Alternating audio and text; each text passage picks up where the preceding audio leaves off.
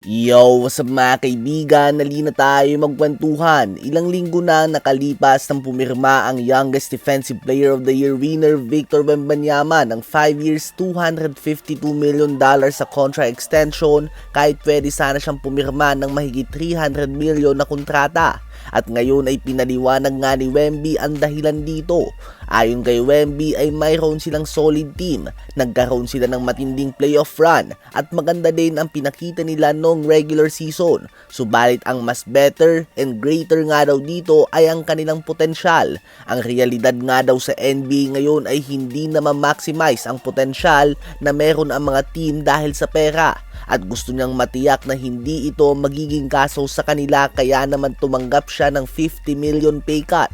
At dito nga natin makikita na kakaiba ang pag-isip ni Wemby, lalo na para sa player na 22 years old pa lamang. Madalas nga ang mga ganitong edad ay panay pera ang nasa isip, kotse, babae, alahas, mansyon at iba pa. Subalit nananatiling nakafocus nga si Wemby sa goal at ito nga ay ang magkampiyon.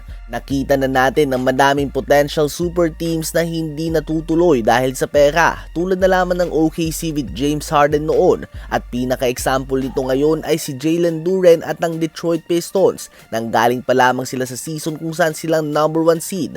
Andun nga ang potential, subalit dahil gusto ni Duren ng max contract at hindi ito binigay ng Pistons sa kanya, ngayon nga ay gusto na nitong malipat ng team. Kaya naman ngayon si Wemby na ang gumawa ng sakripisyo sa Spurs. Para kung halimbawa si Castle at Harper ay ayaw na mag-take ng pay cut, at least may 50 million nga na extra ang Spurs. Hindi din sila sosobra sa cap space dahilan kung bakit maiiwasan nila ang luxury tax. Kaya naman kung ikaw nga ang Spurs front office ay talagang magiging thankful ka kay Wemby at hindi ka na makakapaghiling pa ng better leader and franchise player ng iyong team. Dahil wise and mature beyond years nga si Wemby mga kaibigan, at bibihira nga ang ganitong mindset para sa mga bata, kaya naman kudos nga sa kanya. Ano ba masasabi nyo tungkol dito? Habang si LaMelo Ball at Anthony Edwards ay patuloy na bumubuo ng chemistry, ngayon nga ay lilipad na sila patungo sa Paris, France upang makipag-ensayo ito kasama ang kanilang starting center, 4-time Defensive Player of the Year winner Rudy Gobert. Nais nga nila na matiyak na maganda ang kanilang samahan dahil magkakaroon ito ng malaking epekto sa loob ng court.